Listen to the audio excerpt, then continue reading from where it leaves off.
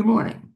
This is the Blaine's World webcast that can be found each week on Facebook, YouTube, and LinkedIn. You can also listen in on Spotify, Apple Podcasts to get more information about past shows, future shows, and what else we're doing at my website, which is behind me, blainesworld.net. I'm your host, Blaine Greenfield, and I'm here in my Zoom studio in lovely downtown Fairview, North Carolina. Each week, we focus on positive news and information about people and organizations in both Western North Carolina and throughout the country. And toward that end, it's my pleasure to introduce Catherine Serota, who's a storyteller, an author, does a speaker, does a lot of other cool stuff. First of all, Catherine, you can wave to all your fans and friends who are watching this on Facebook. And that is Catherine. And Catherine, Mhm. as I already indicated, does a lot of cool stuff. And so, first thing I should ask you, Catherine, even though you and I have talked before, but if you could recap your background from a standpoint of how you got into storytelling. You've been in storytelling for how long? About 7 years now. Okay. And what got you into it initially? Do you remember? I surely do. The man who I married, Wallace Shealy, was at the time the president of the Asheville Storytelling Circle, and he took me to one of their Christmas parties where people were eating, enjoying, drinking, telling stories. At the end of the evening, someone stood up and said, "Is there anyone else who wants to tell a story?" Well, I had never told a story in my life, but he kind of nudged me, and I got up there and told my very first story right off the cuff, and it's in the book. Now, do you remember what the first, so you remember what the first story was? What was it? It was the awfulest Christmas tree. Okay. And were you trying to give Wallace a message then or something, or never to get a bad Christmas tree? Is that Well, this is true. so? That was really cool. So 7 years ago, the first time you got into storytelling, and so you had known Wallace before then, or We had known each other for, I think, about 3 years at that point. and so had you ever gone to a storytelling event with him before? I never had. He invited me to this party. It was my first storytelling event. Of course, after that, everything began to roll. Our relationship as well as the storytelling. And my book contains 26 of the stories I've written during probably the last 5 years, plus the awfulest Christmas tree. Now, at that event, you told that party, did he also tell a story then? Oh, I'm sure he did. He is a very good storyteller, and he is the winner of the Southeast Liars contest. No. But no lie, that's kind of cool. But no lie, you told me that you actually were in a competition not too long ago, and you actually beat him out. I became the second member of our family who's a certified liar. This was down at Stone Soup, a storytelling festival in South Carolina last year, and I told a little 5 minutes. Okay, I think we just lost it. Could you repeat? You were telling you told a little 5 minute story, Uh-huh, I did. and so that won the competition at that time. That won the competition, and we became a dual lying family. Okay, but that must have been something though, and it's no lie that you actually were in that competition at one time with him and you beat him out. Oh, no, no. This competition where he became the Southeast liar was some years back. Okay, But but he had been holding on to that during our courtship and our wedding, and that was always a part of, well, how did you all meet? Well, I could tell a lie, but I won't. so you said something interesting. So you actually had to become a certified liar or a certified story. What's that all about? Well, that's you compete against several other people. You each get up and tell a 5 minute story that is not true, but could sound like it's true. And my story won. Now, in your book, and we'll talk about your book in a second, do you have any stories that aren't true or that are lies? I have no stories that are out and out lies.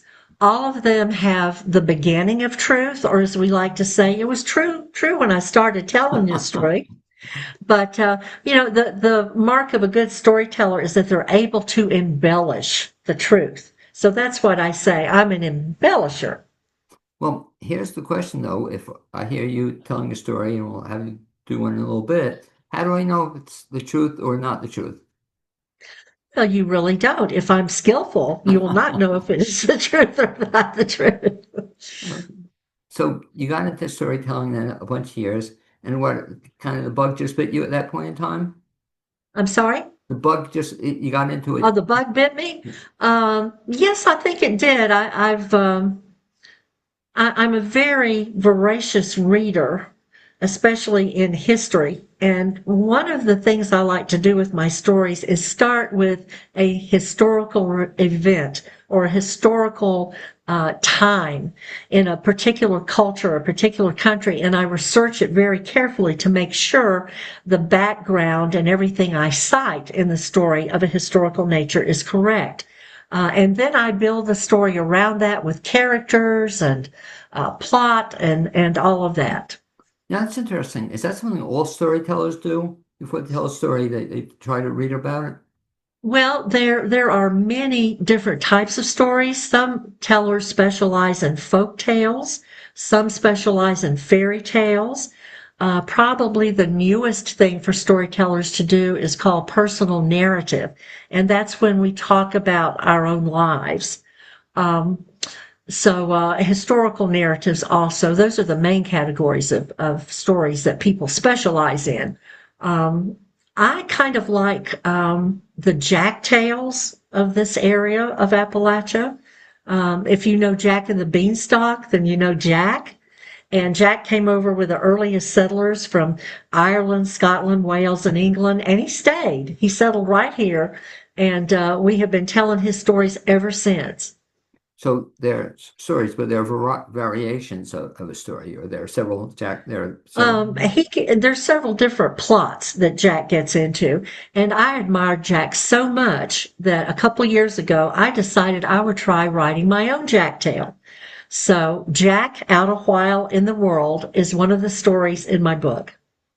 Now let's talk about the book then. So after you've been in storytelling a while, you decided to put these together or write a book. Is that what happened? Yes, and again, I can point the finger at Wallace. He encouraged me. Okay. And so what did he encourage you to do? Put them together? He encouraged me to write the book, and of course that began a search for a publisher and an editor. And we found a wonderful company down in Charleston, South Carolina, called Publish Prose, and they did the editing, the design of the book.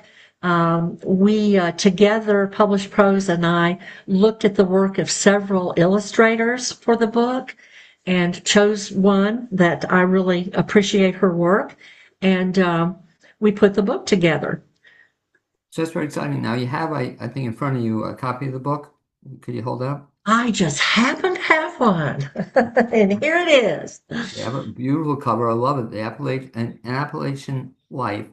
And what's exciting, it just came out recently. Is that correct? It did. The full title is An Appalachian Life, A Storyteller's Perspective. And the foreword was written by one of the most skillful storytellers in the country. His name is Tim Lowry, and he lives in Summerville, South Carolina. And he wrote a beautiful foreword. And I joked with him that, golly, Tim, your foreword is nicer than what's in the book. But I appreciate him doing that for me. And I also want to mention our common friend Kaisa Kay in Burnsville. She Wow. was my coach, and I had mulled around with the idea of a book for several months, probably a year. And I told her about it, and she said, "Well, you need a coach." And I said, "Well, what does a coach do?" Well, she told me basically hold your feet to the fire and makes you get the work done. And she did. And she was very pleasant and firm with me and expectant that I would meet all of her dated goals on doing parts of the book. And I did, and we sailed through beautifully. But I really want to thank her for her help. Now, how long did the whole process take? I started, let's see, we found Kaisa. Well, we already knew Kaisa, but we found her for this particular assignment in March. And then I found the publisher in April, and the book was published on September the 26th. So we went really fast. Well, that's But very that quick. was because already had all of the stories in manuscript form. Some people just tell stories off the top of their head, but I always write mine out. And I had an extensive file of probably close to 80 stories, and I chose the 26 from that. Now, these 26, so you actually presented them at some point in time in your career? I believe I have almost told every one of them at one time or another over the past 5 or so years. And the stories themselves give a feel for what they're about. Well, there's a range. I start with describing flora and fauna of the Appalachians. I think to read this book is really an educational experience because I give so very much information about everything that lives here, all of the plants, all of the animals, and then I talk about the people who live here, including my life. Being born and raised in Asheville, graduating undergraduate from Mars Hill College. Then I talk about other people whom I have met. There is one interesting story that is centered in Burnsville, North Carolina, and that is the story of a privateer in the 1812 war who never even set foot in Western North Carolina. But because he cast the deciding vote in the North Carolina General Assembly that created new counties in the western part of the state, then Burnsville is named for him. Yancey County selected him to be the name of their county seat. And that's a very interesting story there. Right. And so his name was what? His name was Captain Otway Burns. Okay. That's how the story came out. And you mentioned it's a very interesting story. If I can ask you kind of give the Reader's Digest summary of that story. Of the Otway Burns story? Yeah. Yes, he was born down east in around the New Bern area. He was born into a family who lived right on the Sound down there. And he very early on began to work with his joy of the sea. At age 14, he had his own ship. And in time, he developed a merchantman business, tooling up and down the whole East Coast from the Caribbean up to Maine, and had a very thriving business with his ship. And then the War of 1812 struck, and the United States Navy had maybe 11 ships that they could put out to sea, whereas Great Britain, whom we fought in 1812, had over 800. So therefore, a lot of the merchantmen outfitted their ships with weapons, cannons, and what have you, and they became privateers. Now, privateer is different from a pirate because a pirate goes out and scavenges the ship of every nation he comes upon, whereas a privateer is bound to attack the ships of the enemy only. So that's what he did. It earned him a great deal of money. He developed several businesses, became very prosperous in eastern North Carolina, and then came that General Assembly vote. And the politicos of the East, of eastern North Carolina, were very angry with him for doing that because now they would have to share their power with some of the western counties. And they punished him. They punished him by totally not having anything to do with him, not helping him with his business. And then along came the crash of 1837. And he, like everybody else, was overextended and could not pay his debt. So he lost just about everything. But his life was the testament to someone who chose to always do the right thing and choose the good for the larger population over just a few. So he's very much admired. Sounds very interesting. How did you come across that story? I came across that story. I was in Burnsville one day. Actually, Wallace and I were doing a storytelling event at the Center for Pioneer Life in Burnsville. And we came down to town for a meal, and I saw his statue. It was in the middle of the town square, and I was fascinated with it. The memo on the statue read, he He focused on our seas. Let us honor him in our mountains. And that piqued my interest. So I began doing research. I first went to the Yancey County Library, who has a wonderful selection of books during that era. And then I went to the Yancey County Historical Association and talked with people there. And they have the only created prototype of his ship, the Snapdragon, there. And I did a lot of research there. They had wonderful information there. And then we decided, Wallace came over, and we decided to go to dinner. So we walked back up to the square, and there was this cute little cafe, and it was named the Snapdragon. Now, the seniors of the high school there in Burnsville all have their senior pictures taken in front of Mr. Burns' statue. And festivals and activities are all focused around that area, around him. The people in Burnsville really revere that man. They Listening do. to you, Catherine, I'm thinking to myself, it's almost not too bad you already wrote the story, but this also seems it could be the basis for your first book, first biography. I'd love to read, in terms of the story itself is only what, 8-10 pages, or what is it? It's about 8,000 words. But it seems like this would be a fascinating biography to read, just the way you describe this guy. I think people would be interested in finding out more about him. So that's your next assignment in your spare time when you write your next book. Well, thank you. That would occasion, for me, a trip down to the east to explore the information they have down there. Well, Thank you. I like to go to the coast. But let's talk about then the process of writing. So it's kind of interesting. So when you do stories, not all people do this, but you actually write them out before you deliver them, present them. Is that what you do?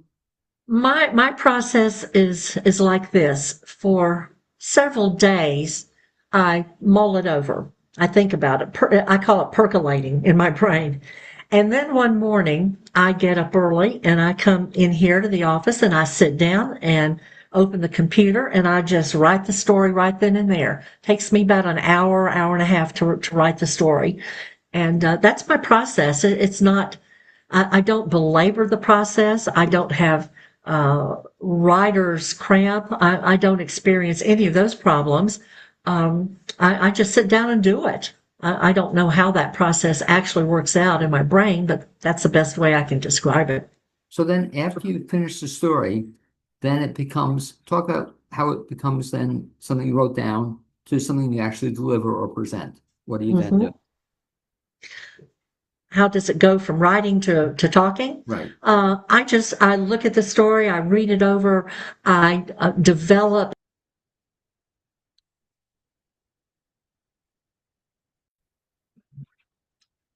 Hello again. Sorry for the technical difficulties, but we were speaking with Catherine Serota, a published author, storyteller, does a whole bunch of other neat things. And Catherine, we were talking about the fact that you wrote you write out a story. How does it become one you actually deliver or present? Okay, well, there's a period of preparation. I think probably every storyteller does it the same. Some people memorize their story word for word. Some people develop in their mind a series of storyboards or pictures of the action in the story, and they follow that. I do kind of a combination of both. I go over the story, I stop and think about certain things in the story, I create a picture in my mind that takes me to the next section of the story, and that's the way I do it. How long does that take you from the time you write it out to the time you actually present it for the first time? Well, I have the stories already written out. The time I present it for the first time is whenever I get a venue or I go to Jonesboro Storytelling Guild and tell on Tuesday nights. I have done that process in as short a time as a week. So that was kind of a crunch. Now we have the book, the 26 stories. How many stories do you have kind of at your disposal that you could tell? That I could tell right off right now? Right. Probably about half of them. Yes. Some of them I've told more often than others, and that creates a memory trail there. So about half of them, I think. And so now these stories then made its way into this book. And you were telling me, so the book is, if somebody wants to get a copy of the book, and we'll hold it up again once again, Catherine. Okay. And it's the book itself. How do they go about getting the book? Okay, well, they can purchase it from me at a venue where I am, and my appearances are listed in my website, which is CatherineYaelSerota.com, or they can order it from Amazon. Okay. If you would just repeat the spelling of the name. Okay, CatherineYaelSerota.com. And so that's the best place to go if people want to get information about what you're doing and about this book itself. They can order, now it's kind of nice, they can order the book directly from that site. They can order it, yes, they can, or from Amazon. Okay. The advantage, I guess, if they order it directly from your site is considerably get an autographed copy from you as well. Certainly, I will be appearing at several signing opportunities after the first of the year. I think my first one comes along in February. And then in March, I will be going down to Somerville and I will be telling at the Timrod Library with Tim Lowry. Between now and then, I'm doing my schedule for the next several months. And it's been nice though, even before then, I think you have a schedule. It was supposed to be this Monday, but because of the weather, you were telling me it was a move back a week. But you have another upcoming gig coming up, I guess, in about a week and a half. Where's that at? Yes, we do. Monday, November the 17th at the International Storytelling Center, 100 North Main Street in Jonesboro, Tennessee. I will be appearing for my one-woman show, The Little Bobby Chronicles, at 7 p.m. We will also have dulcimer music and refreshments, and I will be signing. And tell me more than a one-woman show. What happens at the one-woman show? Well, I'm telling for about an hour. I'm telling 4 stories that are in the Little Bobby Chronicles. That is in my book. And then we are having refreshments. I'm signing books, and we're having dulcimer music. It's going to be a lovely Appalachian evening. Out of all the stuff you've done, do you prefer any one thing? For example, do you prefer telling versus writing out the story or coming up with a story? You have a favorite part of the process? Well, I'm a person who really likes research. I could sit I can and tell. research all day and night. And I love that aspect of having a story come together. But I also like sharing it with people. And I get so nervous, I'm about to die before I go on stage. But I tell myself, you are bringing them a gift. So buck up and do it. And so far, to your credit, you've been able to get through all these gigs. You haven't fainted yet, or nothing's happened to you.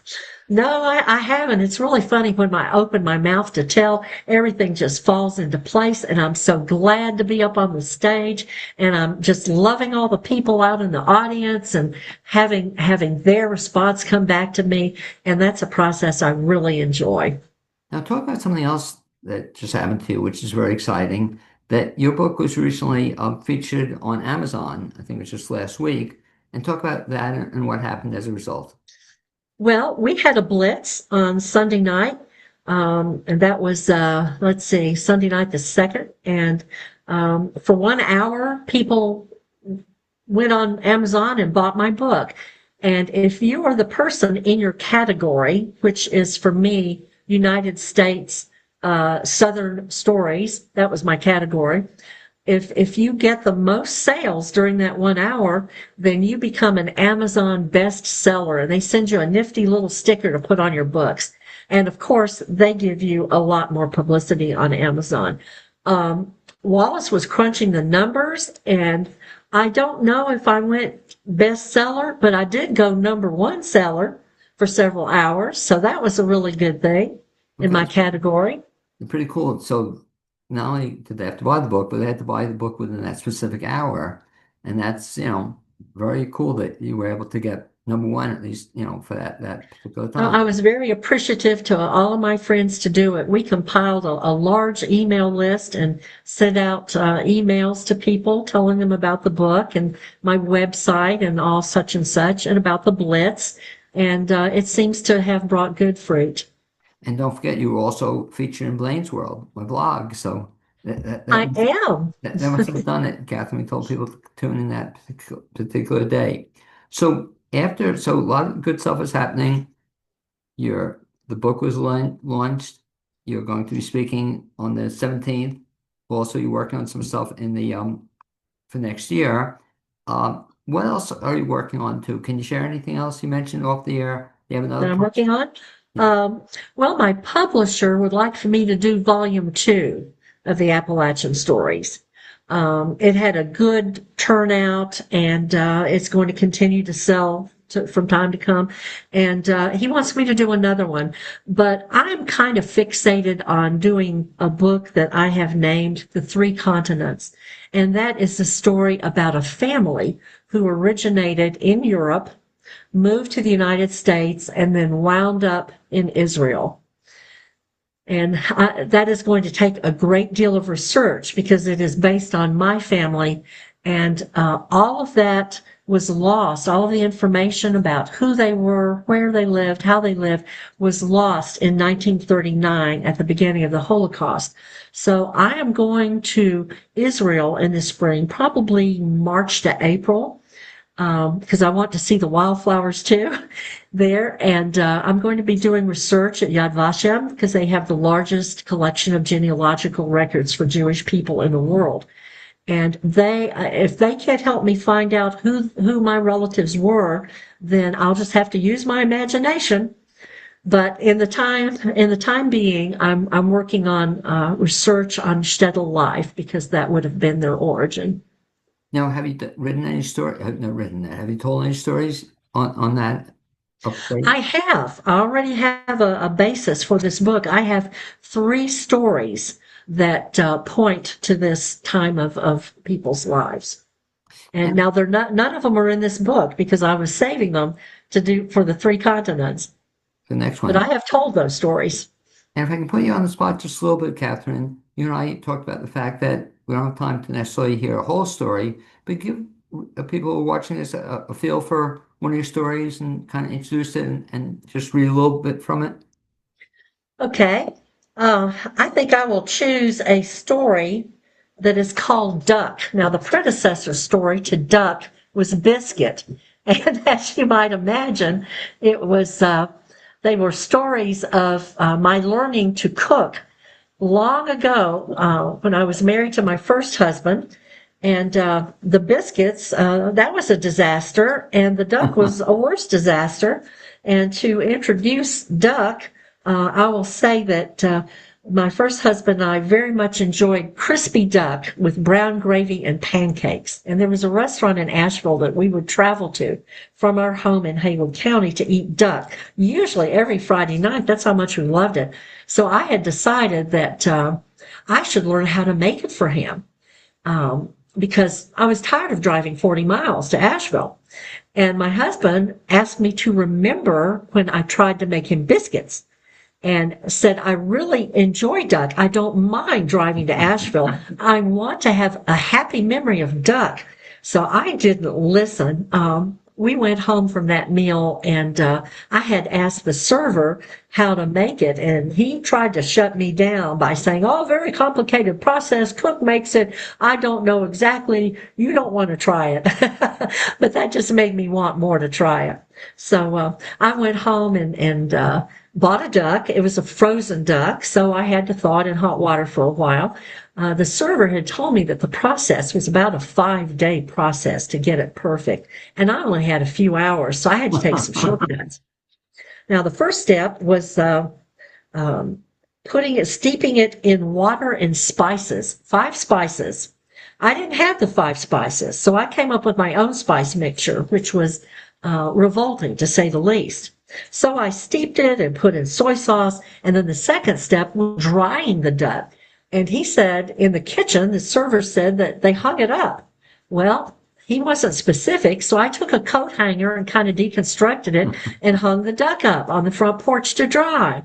Well, the hot bath that the duck had been in caused the fat to liquefy, and piercing it with a hanger caused it to pour out everywhere, and it wasn't getting dry quickly enough. So I got the hair dryer, and I took the hair dryer out there, and I'm drying it with the hair dryer. And the two neighbor ladies on either side of us came out, and one said, "What in tarnation are you doing to that poor hen?" And I said, with a bit of haughtiness probably, "It's not a hen, it's a duck. And I'm fixing a surprise dinner for my husband." Well, the women said, "I'm sure it's going to be a surprise." So I took the duck back in and had to cover it with sauce and bake it in the oven. Well, again, I didn't know how to make the sauce, so what to put in it. So I put all kinds of horrible things in it. Heinz 57, dark brown sugar, vinegar, onions, raisins, and of course another cup of soy sauce because it was a Chinese dish.